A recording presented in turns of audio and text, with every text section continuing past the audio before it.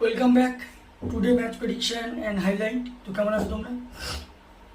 আজকে আলোচনা করব ইংল্যান্ড ভার্সেস পাকিস্তান থার্ড টি-20 ম্যাচ। তো ফার্স্ট টি-20 অ্যাবান্ডনেড রেনের জন্য, যেটা প্রেডিকশন করেছিলাম অ্যাবান্ডনেড হয়ে যাবে। সেকেন্ড টি-20 ম্যাচ ইংল্যান্ড 23 রানে উইন হয়ে যায়, মানে 1-0 লিড করে।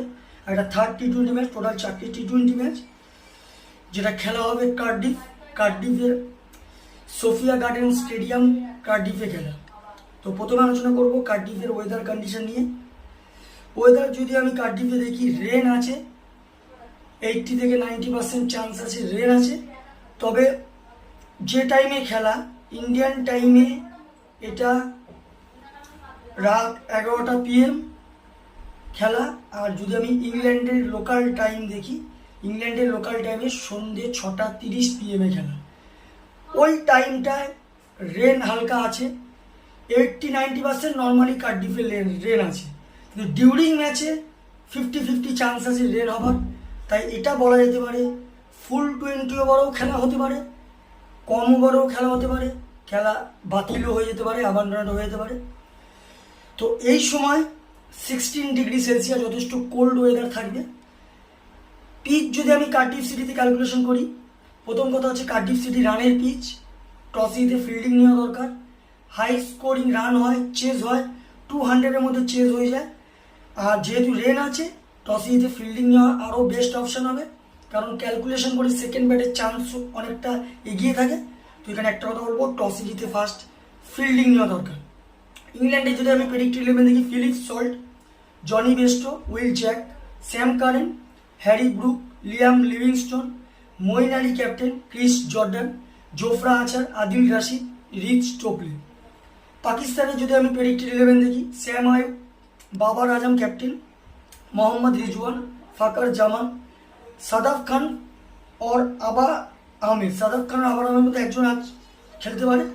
আজম খান উইকেট কিপার, ইফতেখার আহমেদ, ইমাদ ওয়াসিম, শাহিন শাহ আফ্রিদি, হারিস রাফ, মোহাম্মদ আমির। দুটো টিমে আমি প্রেডিক্টেড 11 বা প্রবাবল 11 বলে দিলাম। লাস্ট ম্যাচ যদি দেখি, লাস্ট যেটা সেকেন্ড টি-20 ম্যাচ ইংল্যান্ড উইন হয়ে আছে, সেটা ইংল্যান্ড ফার্স্ট ব্যাট করেছিল, সব থেকে হাই স্কোর করে জস বাটলার 84 রান। আর যদি বোলিং পারফর্ম দেখি, সব থেকে উইকেট টেকার বল করে রিচ টোপলে 41 রান দেয়, 3 উইকেট নেয়। ইকোনমিক বল করে জোফরা আচার 28 রান দিয়ে 2 উইকেট নেয়, 7 ইকোনমিক রেট। আর পাকিস্তানের সব থেকে হাই স্কোর করে ফাকার জামান 45 রান। আর যদি বোলিং পারফর্ম দেখি, সব থেকে উইকেট টেকার ইকোনমিক বল শাহিন শাহ আফ্রিদি 36 রান দিয়ে 3 উইকেট নেয়। তো যাই হোক, ইংল্যান্ড ভার্সেস পাকিস্তান দুটো টিম যদি আমি পার্সেন্টেজ ক্যালকুলেশন করি, আমি 60% ইংল্যান্ডকে দেবো, 40% পাকিস্তানকে দেবো। তো আমার ক্যালকুলেশন আজও match winner, England win this game. England এই ম্যাচ জিতবে, মানে থার্ড টি-20 ম্যাচ যেটা, ইংল্যান্ড উইন হবে আজ।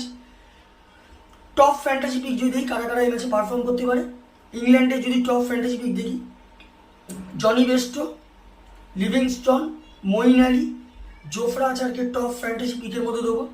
পাকিস্তানে যদি টপ ফ্যান্টাসি পিক আমি দেখি, আছে স্যাম আয়ুব, ফাকার জামান, মোহাম্মদ রিজওয়ান আর হারিস রাফকে টপ ফ্যান্টাসি পিকের মধ্যে দেবো।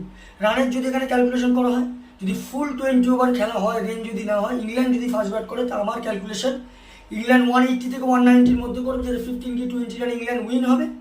আর যদি পাকিস্তান ফার্স্ট ব্যাট করে, তো আমার ক্যালকুলেশন পাকিস্তান 170 থেকে 180-র মধ্যে করবে, যেটা 4 কি 5 উইকেটে ইংল্যান্ড উইন হবে। তো ভিডিওটি ভালো লাগলে লাইক করো, শেয়ার করো, কমেন্ট করো আর সাবস্ক্রাইব করো। বাই।